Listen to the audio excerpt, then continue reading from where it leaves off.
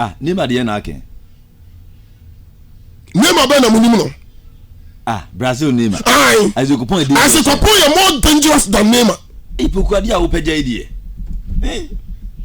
As a couple, Asante Kotoko akola no. Or you more dangerous than Neymar. Diki asemi dia anode. Mamun kaso e Neymar no, ni hu te Neymar no ah. Ah, ni hu che Neymar. Ah, wonu ni hu te Neymar no. Kotoko is Oppong. Ni hu che. Ni hu che, or you dangerous. Or you dangerous than Neymar. Ah, ade. Or you more prolific than Neymar. Country sport. Yes, you did. We dey say o peja kura na ko baby. Men peja no fa ni ko baby ya. Baby o jana na me de no wono. Ho no ojina. A baby o jana no level na make no. Ah, o se baby dey wo ken. Me see akola no as a couple no, or you more dangerous, more prolific than Neymar. Na mo de ne toto no. Pa dia me hu na me kire ho. Ni enti am see akola no ye dangerous than Neymar. Eni minti ase agi se o kire me ne atifo. As a couple no, dia me hu ye hu na me kire we. Master di mahedi na me nso de be twa suopo akọ bi mamu na hunu say dia bi susu fa akora no sa neti a dia ma me kasa ni last season Kotoko's first match was against Dreams FC. Oh, okay. And that was an away match. Yeah. Kotoko first match last season.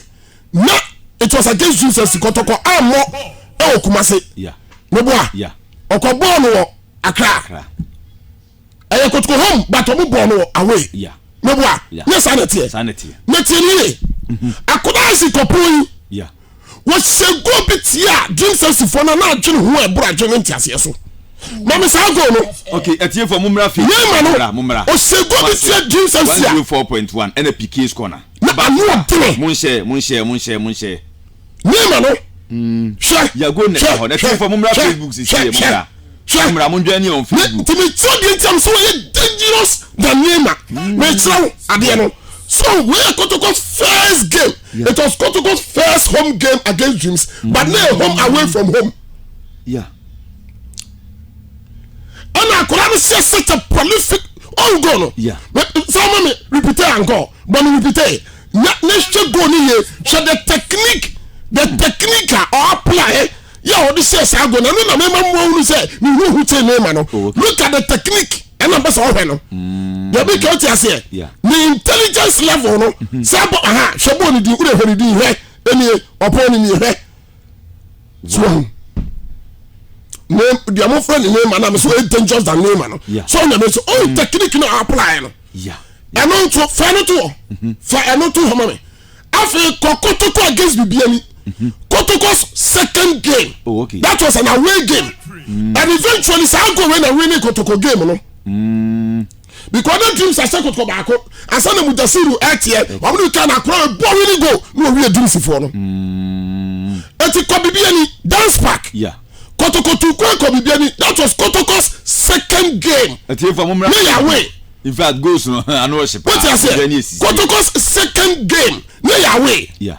Now you Kobibiani ready. Sako what you what maybe a quality Jimanua. Should be Neymar no one as a component ready. What maybe you wow. Oh, maybe you do Bob say. Yeah. Where your dance park to the Fia Class for Stadium and what best in Kobibiani. Yeah.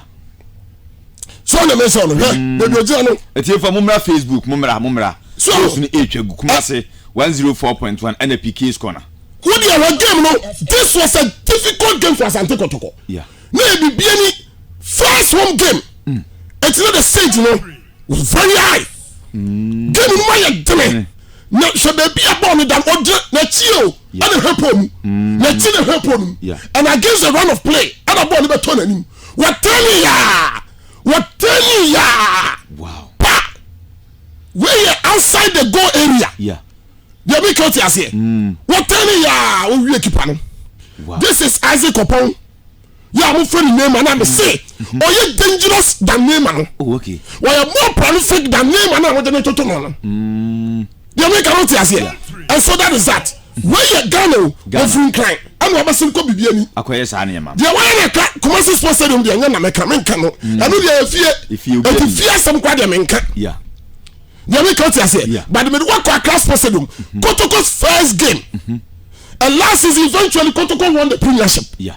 Or no na say boss I will go no man Kotoko. Oh, okay. And what to so ko bibiani and ko wie bibiani for. You make out here. And I could hear sad way and a player day a buy. As a matter of fact, no one player be na who.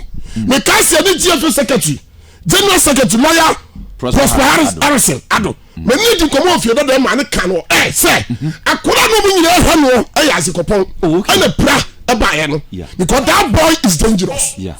Now another what your choice super Intinja Ghana hankwa. Na me chire we. Okay. And no Kotoko ni Kadiogo. Kotoko ni Kadiogo. Yeah. Our Burkina your first say me wono. Na game ya pori. Emu aye tene. And let me tell something say game ni your goalless draw na ke huma Kotoko. Oh sir. Yes, make it dangerous for Kotoko. Ade. Because a goalless draw Burkina for to attack happen. O ma you Kotoko free. Say a goalless draw. Aye 1-1 Burkina for na you Kotoko qualify. Yeah. It's like a goalless draw. So who go Africa. Now first like a goalless draw are more dangerous. Are open phobia. Yeah. But now Korano man. So really now see day. Okay. And look at the goal outside you know. Mo for no go into so. Yeah. And not go to Konya and I mean say something. Pkay's corner. What you say? Kumasi 104.1 Oba mon share so mon share never comments at once mon share Konya go and not the enemy. When you Ghana as so where you Benin Cotonou and your way General Matthew Sports Stadium and your way park no so pa na she ya po yo bi aboabo an wo kofi si ya wie ya pon and ye hwakora di she go no kofo nya hwa wo sa Benin first Burkina ni wo wo sa no wine no ade ni be wura mu ana pa na left no akora ni wa pro ni ko akire yeah coach what is that coach ni year film next wo yi na film awie wa mo changing board ne be kire and wo so mo chairman ni wura mu ansa wo do ba be wura mu no aye bibi kakra bi no wasa pie and say yes I'm telling you okay and say akora ni wura mu e hwe de okoye be yes ade fefi okoye sa de no what is that ni intelligence level no wosoro eti what is all bypassing Burkina ni no now you try to say what is be wie game na am kan lack of what concentration so the be aboka sa no and you no be the setting in no because am do so draw ya po bi ekofie and akwan say there be am point but be ya do ni wie so be be ofre we pro ya dey stretch am fa no kwa chire ya coach say on free no see David and no see David wo mo mani wura mu hwa de bi ansan wo mo mani just second obaya de ti Burkina for free so na we dey see awie no we dey akra ho de ya bo boni na ntina na se se wonye nipa biom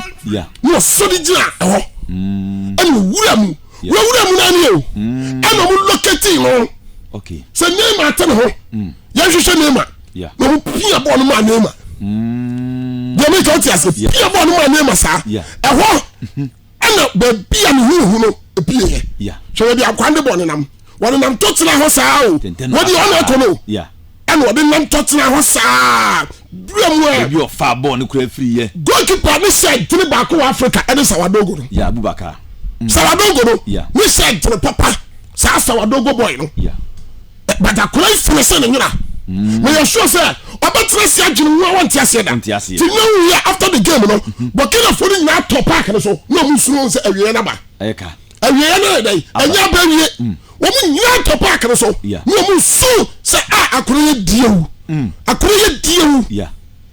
Sante kora wa diewu no me count ase wa hankora no wa hompa papa anu ti no me catch say this boy is dangerous the Neymar ni hu sin Neymar de o ye no so bru Neymar de no okay why Ghana ni ti na mu hunu sa o so why abroche ba bia ka mo se trofo ye no ka mo be say that Messi ho no bia imagine say kora we so wa pie Arsenal wa pie Liverpool wa pie Barcelona so they answer 40 epie no e de na mo de ye no hyper Ghana se trofo de na mo de ye no answer 40 e onu ya no David o baba no David we ni me wa he anya Barcelona ka woni me no David but one see them see here answer 40 as we yes ni so play amada e de ntia obo Barcelona she mo ko so play akwa asa how de mo ye no enti me see akoda we He's more dangerous and prolific than Neymar no amodenato no. Oh, okay.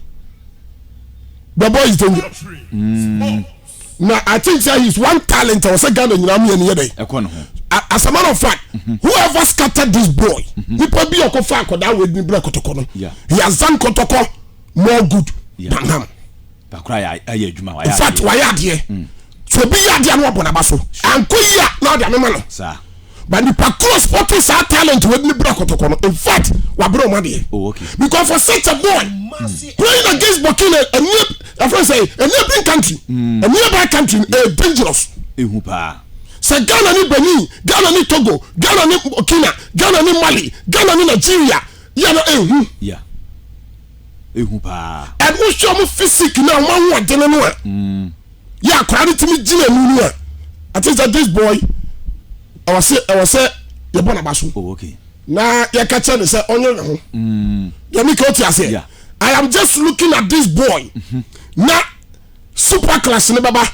Kotoko against us folk. I couldn't win it than in a free year banner. Give me be fair. A bear day. Go be your protect from the wings. Now, could I win banner than in a free year banner? Yeah. You have real talent. Talent and Kasa talent. Yeah. You be Ubishia course. When you never told them Kotoko against your friends say, House of folk. When you can you some any Jordan brother Biaba? Ibiasaba. So, Nabiaba, never my room is a Biaba. Whoop for me. Some any Jordan brother, Ibiasaba gonna be. And it's a game that's happened. A picture like a moose and for the moon who's up. Because we said them from a new shade. Moon may hope, no one know some accounts and papa for home. Let me go to us here. Yeah. Messi, says some any Jordan brother, Biaba. As a couple, that will free a banner. Oh, okay. Who's a man to Quajiji? The Shassi, we are not working when I was some. Yeah. Oh, said them a year beyond any house and my best baby doing no follow. Let me go to us here. But it be a Sabagana, and it is good for a game. Yeah. Should there be a catch for say? 2 clubs, yeah. So when your talent to say, no game no peja, it is good for a game. Oh, okay. The rise in that Kotoko has in Tamono. Anytime you move peja piano, no game no rise it. Ne peja. No game no rise it. So it is good for Kotoko such a talent. Oh, okay. As a Oppong, now since when you Daniel Free Barnier, who is the face of Ghana football. Oh, okay. For now, he is the face of Ghana football. Yeah. And to move in Tunisia,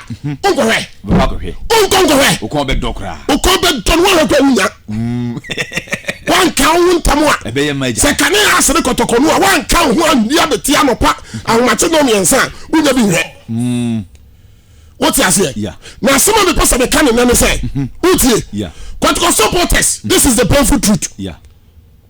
The Ankolana Koyam and already my catch say this season 2022-2023 so Kotoko has some group stage of the Champions League and the CAF Confederation Cup respectively. As in some now kind so and one ebem. Yeah.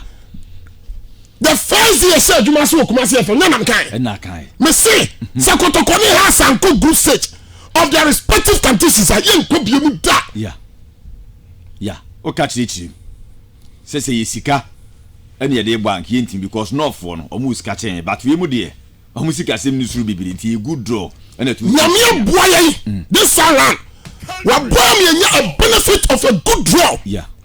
You benefit of a good draw because they do the nam no ye one fian kosoro. Yeah. Now you go East Africa ko ball friendly match Kotoko je say 12. Yeah. Say you go sanko for ma yentimi but they do the nam no from Burkina Uko Congo. Gabroni wa Botswana meboa. Yeah. Gabroni no Vita for be you. Oh, okay. The Ekika kono sa na tie Vita for no mo odi okrom. Yeah. But so free Uko either Gabroni of Botswana or AS Vita of Congo. E dey na fi say. Eti afinkia de. Kotoko ni hase no o be wiem. Oh, okay. Na mu tie ni ye supporters mu tie ni ye.